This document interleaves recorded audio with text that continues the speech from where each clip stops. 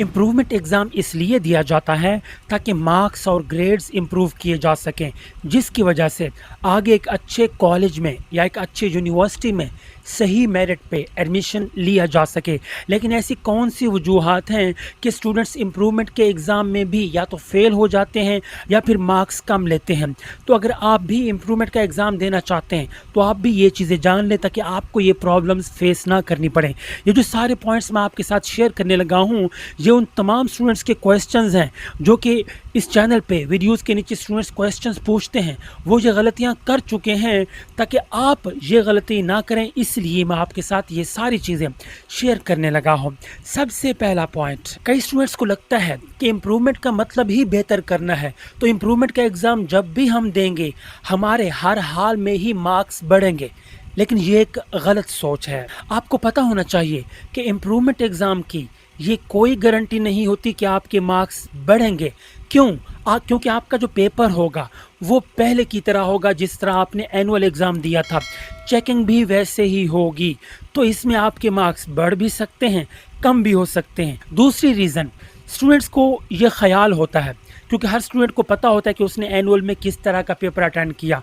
कुछ स्टूडेंट्स को ये लगता है कि भाई मेरे मिसाल के तौर पे मैंने केमिस्ट्री इंप्रूव करनी है, मेरे 6 चैप्टर तो मुझे बिल्कुल आते हैं, अब मुझे उन 6 चैप्टर्स को पढ़ने की ज़रूरत नहीं है, जो अगले चैप्टर्स रहते हैं मैं सिर्फ उनकी तैयारी करूँगा। वो क्या करते हैं, सारी एनर्जी अगले चैप्टर्स पे लगा देते हैं, जबकि जो चैप्टर्स उनको पहले तैयार थे पिछले एग्ज़ाम में उनको रिवाइज तक नहीं करते। रिवीजन ना करने की वजह से जब आप पेपर में बैठते हैं आपको पढ़े हुए क्वेश्चंस भी भूल जाते हैं, या फिर अगर आप लिख आते हैं तो कुछ इम्पोर्टेंट चीज़ें उसमें मिस करके आ जाते हैं। तो इसलिए जो चीज़ें आपको तैयार हैं उनको रिवाइज़ लाजमी करें। रिवाइज़ करने के बाद जो भी आपके चैप्टर्स हैं जो न्यू आपको तैयार करने हैं वो आप तैयार करें।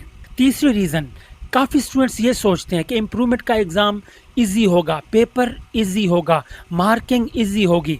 देखिए, अब ये क्वेश्चन मैं इसलिए ये बात कर रहा हूँ क्योंकि इस तरह के क्वेश्चंस वीडियोस के नीचे पूछे जाते हैं। पता नहीं स्टूडेंट्स कहाँ से सुन के आ जाते हैं कि पेपर इजी होगा। देखिए, जैसे कि मैं पहले अर्ज़ कर चुका हूँ कि पेपर पहले की तरह ही होगा, इजी भी हो सकता है, मुश्किल भी हो सकता है। तो आपको सारी जो आपकी कंसंट्रेशन है वो आपकी तैयारी पे लगा देनी है, ये सोचे बगैर कि पेपर आसान होगा या मुश्किल होगा। अगर आप इसी सोच में पड़े रहेंगे कि पेपर आसान होगा या मुश्किल होगा, आप तैयारी नहीं कर पाएंगे, ऐसे इम्प्रूवमेंट का कोई फ़ायदा नहीं होगा। एक और रीज़न, एक क्वेश्चन जो कि बहुत बार पूछा जाता है कि क्या इम्प्रूवमेंट एग्ज़ाम में चेकिंग सख्ती से होती है या सख्त चेकिंग होती है। देखिए, इस बात की कोई गारंटी नहीं है। चेकिंग नॉर्मल भी हो सकती है, सख्त भी हो सकती है, क्योंकि इम्प्रूवमेंट एग्ज़ाम के पेपर की चेकिंग का जो माहौल होता है ये भी वैसे ही होता है जिस तरह आप एनुअल एग्ज़ाम देते हैं, जिस तरह आप सप्ली का एग्ज़ाम देते हैं। तो प्लीज़ इस चीज़ को अपने जहन से निकाल दें कि पेपर की चेकिंग सख्त होगी या फिर नॉर्मल होगी, ये किसी तरह की भी हो, आपको सिर्फ तैयारी करनी है। एक और अहम रीज़न, कुछ स्टूडेंट्स को लगता है कि भाई मेरी तो पहले तैयारी बहुत थी एनुअल एग्ज़ाम में, जिस वजह से वो इतनी तवज्जो नहीं करते, वो तैयारी को बिल्कुल लाइट लेते हैं, उसको नॉर्मल लेते हैं, तवज्जो नहीं करते, कंसंट्रेशन नहीं करते, ऐसे ऊपर ऊपर से चीज़ें रिवाइज़ कर लेते हैं, जिस वजह से पेपर में क्योंकि पेपर में प्रेशर होता है, जिस वजह से आपके मार्क्स कम भी आ सकते हैं। इसलिए इस चीज़ को नॉर्मल ना लें। अगर आपने फ़ैसला कर लिया है कि आपको इम्प्रूवमेंट करनी है तो उसको सीरियस लें, बेहतर तरीके से तैयारी करें।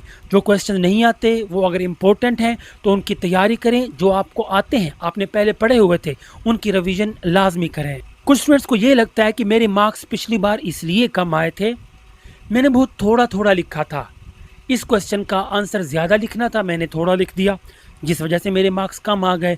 तो वो ठान लेते हैं कि इस बार तो मैं भर भर के लिखूंगा, इस बार तो मैं ज़्यादा लिखूंगा, जिस वजह से मेरे मार्क्स ज़्यादा आएंगे। याद रखिए, कभी भी ज़्यादा लिखने से मार्क्स नहीं आते।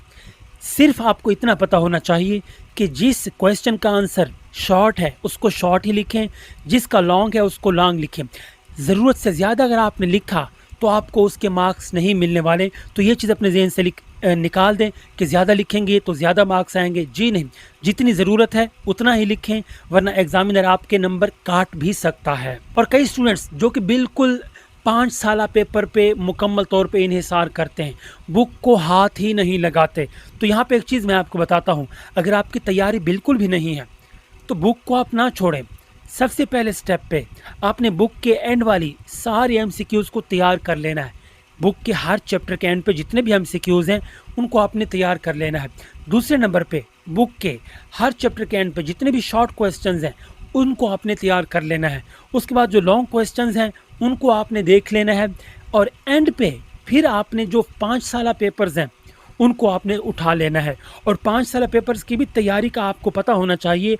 5 साला पेपर्स में भी उन क्वेश्चंस को, मल्टीपल क्वेश्चंस को तो आप सबको देख लें, लेकिन जो शॉर्ट और लॉन्ग क्वेश्चंस हैं सिर्फ उनको आपने देखना है, उनकी तैयारी करनी है, जो कि बार बार, जो कि पिछले 5 साल में बार बार रिपीट हो रहे हैं।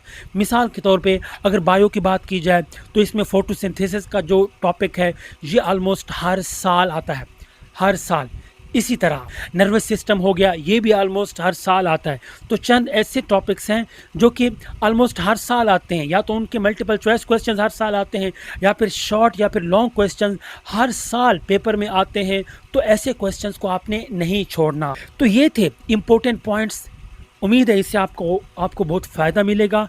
तो आपने सिर्फ़ और सिर्फ एक काम करना है कि अपनी तैयारी पे फोकस रखना है, बगैर ये सोचे कि भाई पेपर किस तरह का होगा, सख्ती होगी या नहीं, मार्किंग किस तरह की होगी, माहौल किस तरह का होगा।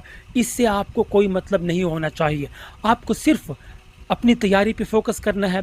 अगर आपने इम्प्रूवमेंट के लिए ठान लिया है, अगर आपने इम्प्रूवमेंट का फ़ैसला कर लिया है, तो रात दिन मेहनत करें, कोशिश करें और अल्लाह ताला पे भरोसा करें, और आपके मार्क्स इंशाअल्लाह ताला बेहतर आएंगे। अगर आप तैयारी नहीं कर रहे, उसके अलावा कुछ भी आप सोच के बैठे हैं, तो आपके मार्क्स कभी भी इम्प्रूव नहीं होने वाले हैं।